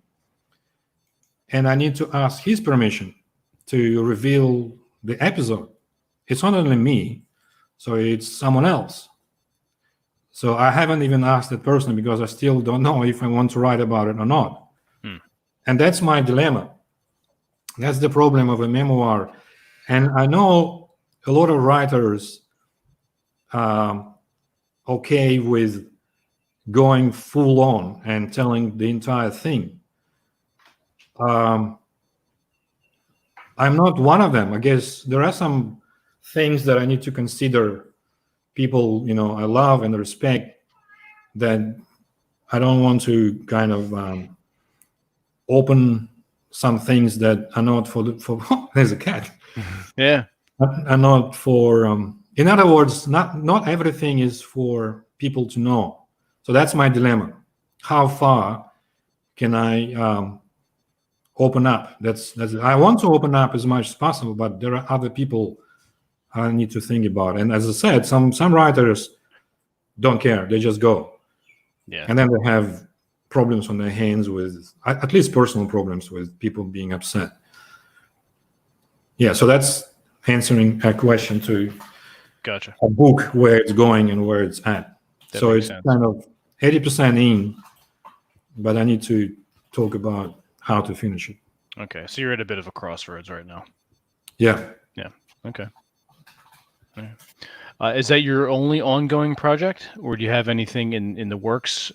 Say you decide that you're going to finish the 100%. You're at 80. You're going to do the 100. You're going to stop right before you left Russia.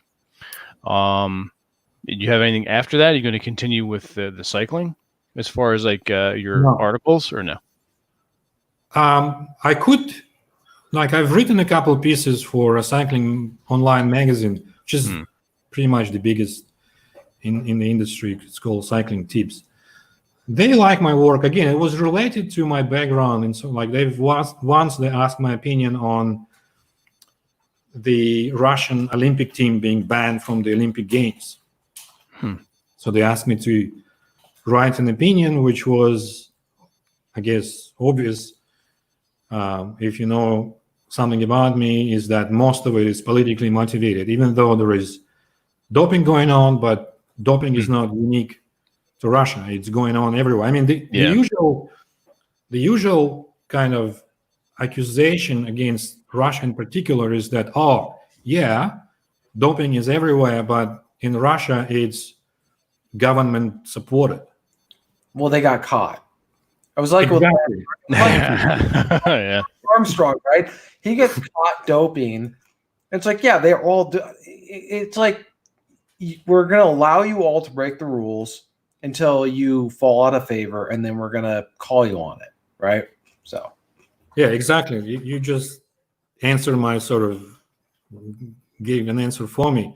So they were caught, like the government, I guess, related entities were caught. By the way, they were not actually caught. That's the funny thing about it. They were not caught. It's all based on a testimony of one guy who escaped Russia and asked for asylum in the United States.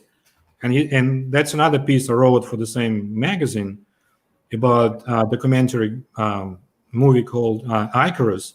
It's about this guy who was a head of anti-doping agency in Russia who facilitated or helped Russian athletes to dope, basically, not to get caught. So he he now is a refugee in the United States. So it's based on his testimony. I'm not in a position to question whether or not it's true. It's a bit, it looks a little bit 007 kind of stuff. But, and mind you, it could happen what he described, how the FSB, which is a former, used to be a KGB, now it's called FSB, helped Russian athletes to sort of evade doping and basically dope. And on this basis and some investigations, Russia was banned from Olympic Games. So they asked me to write an opinion about it. And of course, I wrote and I expressed my views in that piece. But coming back to the question, I'm always open to write anything about cycling. And in fact, I started that newsletter to continue writing about things about cycling.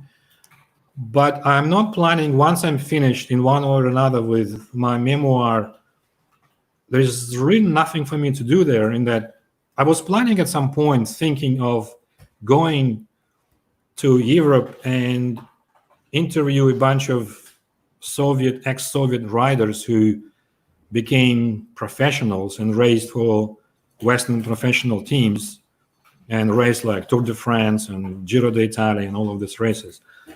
Interview them and write a book about it. But, and even I discussed it with someone who could have supported me in doing this, but it's just one of those things, a project that never took off. So I was thinking, once I'm finished with a memoir, my heart is in novels, and I might try. I have a few. I've started a couple of things, but I want to get the memoir out of the way and then jump into other projects. Yeah. Okay. Very cool. Now I'm curious, what got you into cycling? I mean, it's something you love and you do that professionally, but when did that sort of coalesce? How old were you when that became a thing for you? I was 12. I was literally sort of not picked up on the street, but the coach I mentioned before, my first coach, he saw me on the street riding a bike. I was just mucking around on the bike, and he was just standing there. There was a training going on, and he was just standing on the road, and the guys he was training were riding this 3 kilometer, which is like 2 mile circle training, like doing miles literally. And he was just standing there, watching. Mm-hmm. And he saw me and a couple of friends, and he was, at the time, I was 12, and he was just about to start a new intake of 12-year-old boys into his club. And I was just happened to be there, and he called me and said, "Are you interested in joining, starting cycling?" And I tried different sports like boxing and fencing and other things, and soccer, which is football, actually. It's, you guys call it soccer. It's football. I tried all of those things, but nothing really stuck with me because I hate learning anything new, like skills. If I'm not good enough, I give up because it's just boring. But cycling if you can ride a bike, it's all about, it becomes technical at some point and it's important, but just to ride a bike, you just need to ride a bike. And also, I had no access to a racing bike. It was not possible to buy one. It was not possible to ride one, but this guy was offering me at least to try a racing bike. So I thought, I'll come along. And I came and I got stuck. I loved it from day one. Probably in the beginning because of a racing bike. He gave me a racing bike to try to follow the guys. Oh, nice. But it was, I think the fact that I didn't have to learn anything technically, no technical skills, I already could ride a bike. But I think another thing was just purely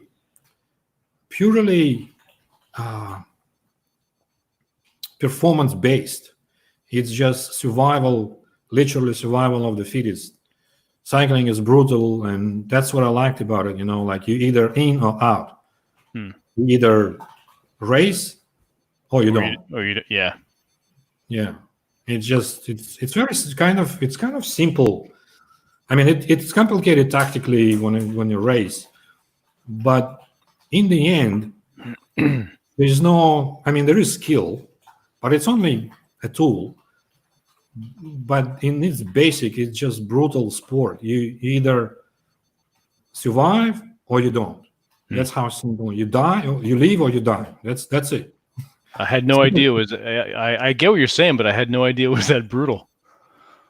Yeah. You can have if you're going to race, you can have a race. You can race and don't do much, and it's possible. You just what we call in cycling, you can suck wheels all day, which is basically sitting on someone else's wheel and don't do anything. And you can do a 6-hour race. You finish the race, and you can go and dance. And you're not even tired. It's fine. But if you want to win, and especially if mountains are involved, or if working for someone else is involved, it's brutal. It's you're going through massive pain and suffering during the race, and you can't finish the race and you're gone. You don't want to do anything.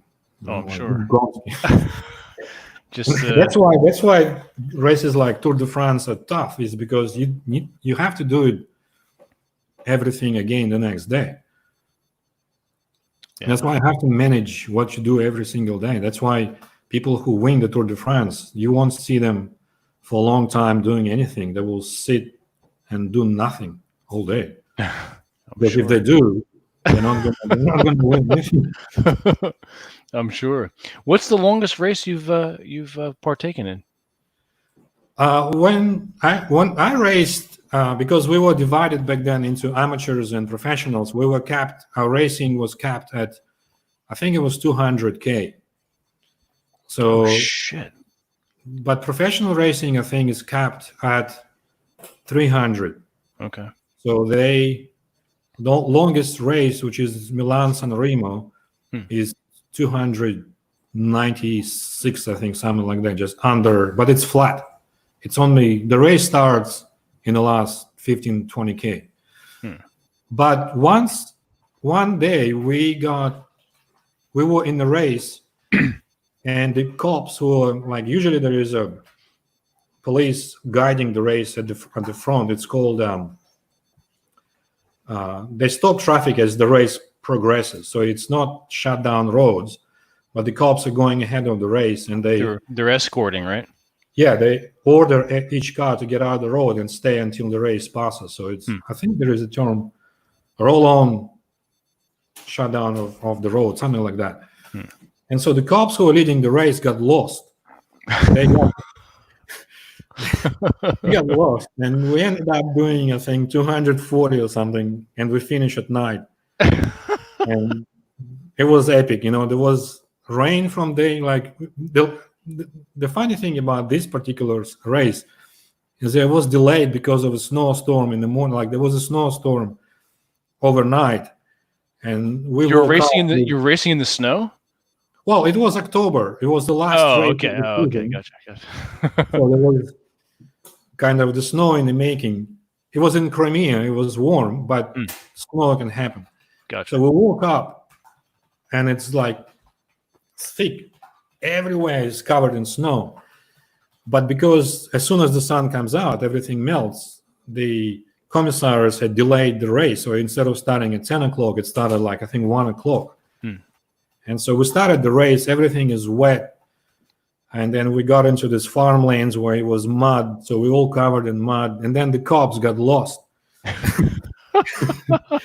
That's pretty funny. And the entire race, we spent like, I don't know, 7+ hours racing.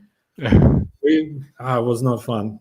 I imagine not. That's a long. And then the sun it was a sunset. It was dark. So we can't see anything. So the cars had to go right into the peloton, put their high beams on, and that's how we saw the road, more or less. I mean, we still didn't see much, but that's how we finished the race in complete darkness. It was crazy. Wow. Yeah, that's something you'll never forget. No. Jeez. Now, in your downtime, I guess you're not racing, obviously, but you're biking just to keep your stamina up, right? Yeah. Well, lately I haven't been racing or riding much. I started racing again in Masters. So I started racing when I was in Brisbane because the climate is perfect for cycling. It's always warm. But moving to Melbourne, because it's a bit cold and windy and I'm a little bit too busy with work, so I haven't been riding much. I'm doing maybe once or twice a week, if that, just to keep in shape and keep the weight down, but not racing. I might come back to it, but no plans. Okay. No plans. It hurts too much. I would imagine so, yeah. And you've been racing for 35, 40 years now. Well, yeah, if you count back to when I was 12, yeah. Yeah. Now, when you started racing when you were 12, was that something you did consistently every year up to a certain point? Yeah. The way sport was sort of existed in Soviet Union was nothing like it is in the States or in Australia. It was obviously government run and sponsored. So we had full-time coaches who had sports schools. They were called sports schools, where you finish your normal school at 1:30. Let's say I was finishing my school at 1:30, and I would go home, have a quick lunch, jump on the bike, and go to a cycling school, which is literally just a cycling club, but it was called a school with 3 coaches, a mechanic, bunch of bikes. So once you start, it becomes like a full-time, I guess, recreation. So we were training 5-6 times a week. So I'm guessing like 10-12 hours a week. As I was a kid, like I was 12.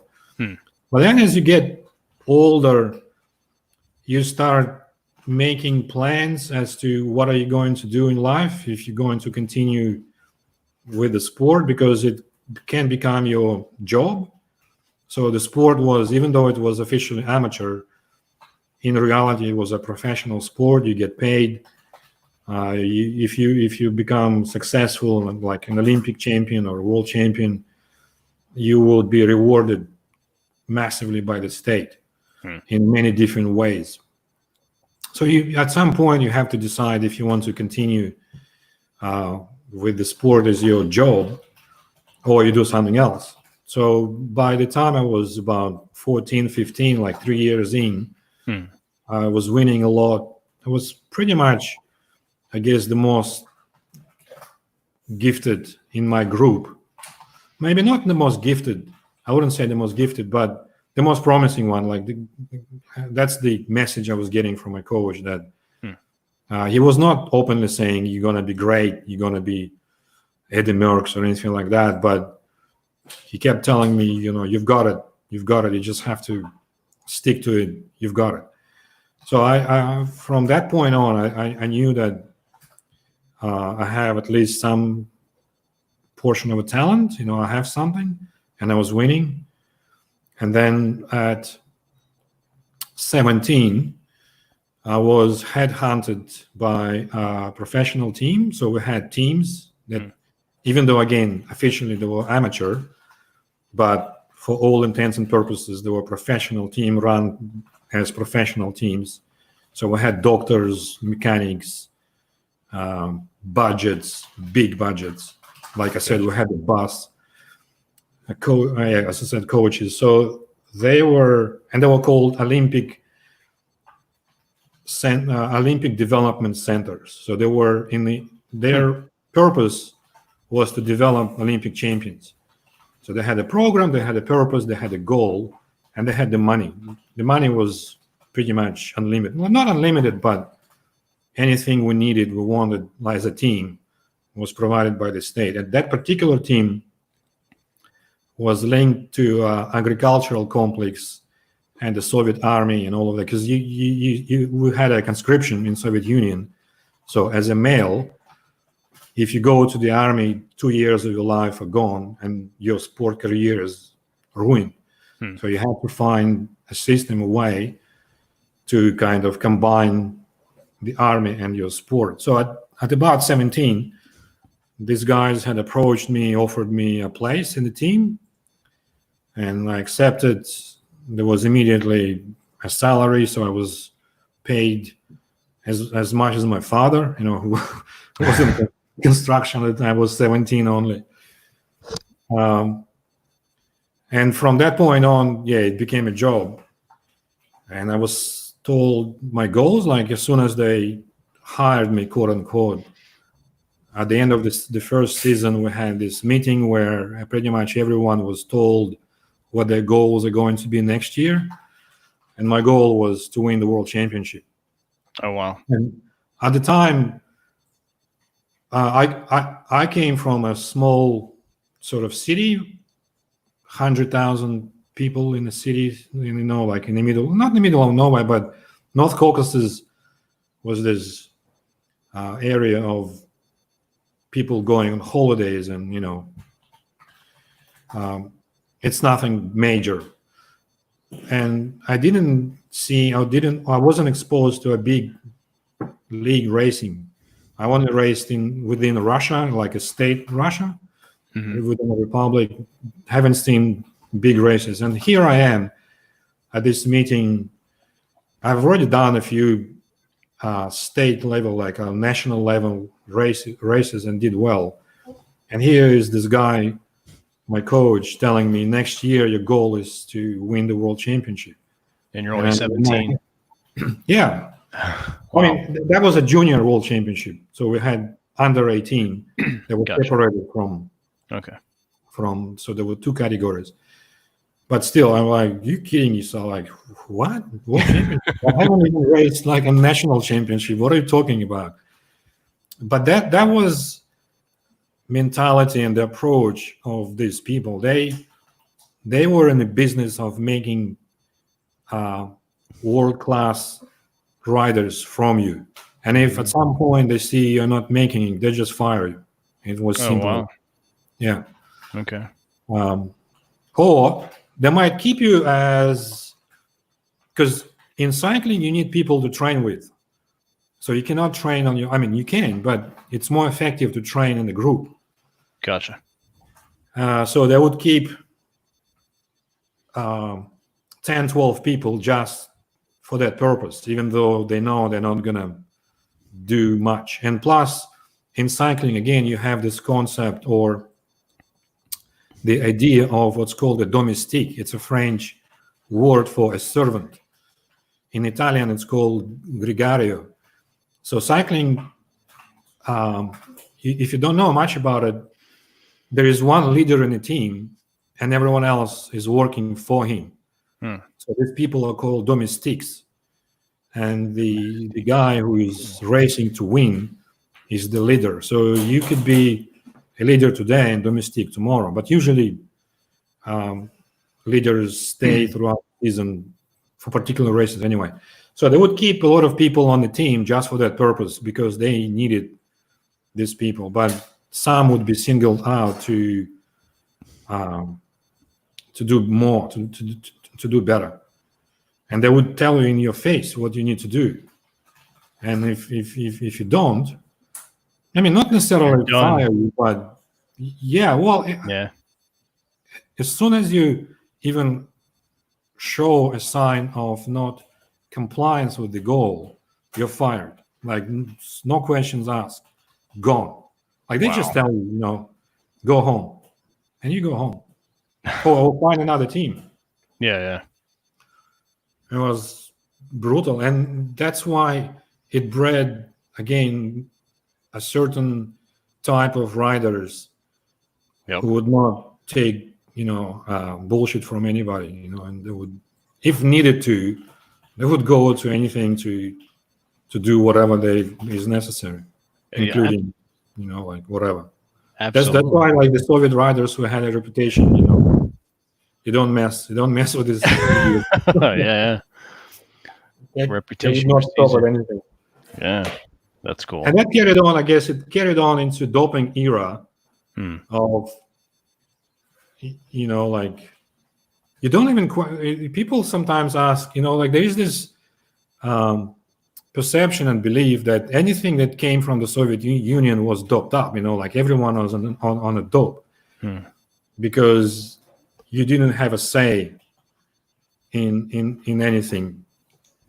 And in reality, yeah, well, like, I can only, I guess, talk for cycling, but in reality, it's nothing like it. I mean, you would be open to anything, but the question is, was it available? That's the thing, like, in terms of doping, was it available? And the question is, well, to my knowledge, no, not at the time I raced. It's like unheard of. Like, where do we get the stuff from? But if it was available, it wouldn't be even any doubt in my mind. I would take it. Like, I would take anything. But where do I get it? I don't know.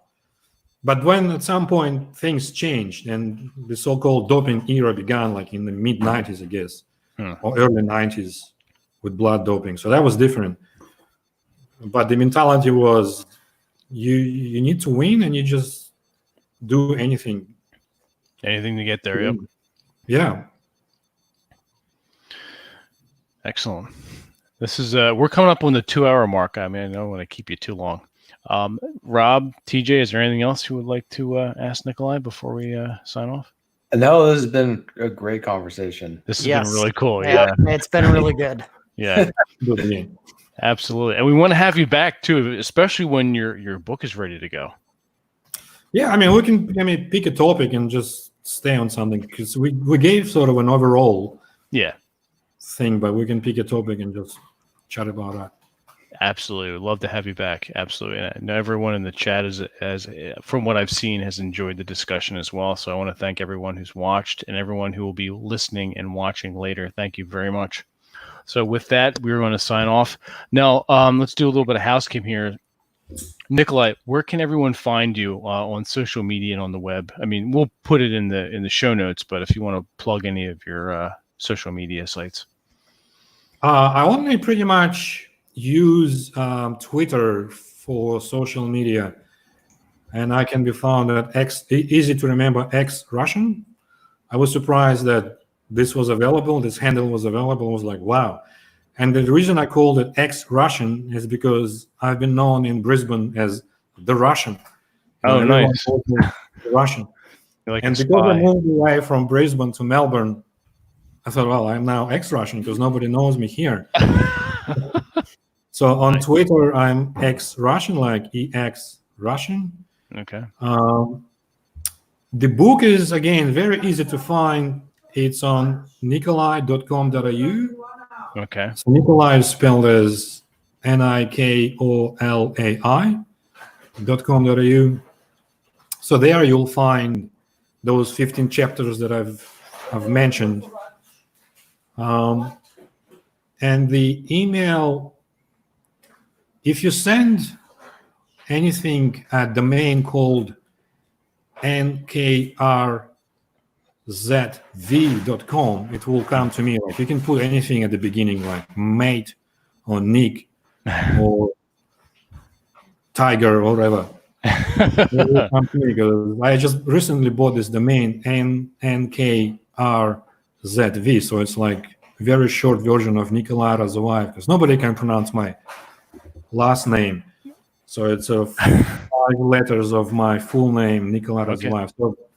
So these are the 3 main things that you can contact me with. All right, I'll make sure I get them via email, the exact wording and the and configuration, so I can throw them in the show notes for later. But Yeah. Excellent. Thank you so much for coming on, Nikolai. It's been a Yes. pleasure. My pleasure. Thank you It's for a having me pleasure. on your channel. Absolutely, and we look forward to having you back again. So everyone, once again, thank you much, and enjoy your Thank you guys evenings. for joining. Absolutely. Bye. See you.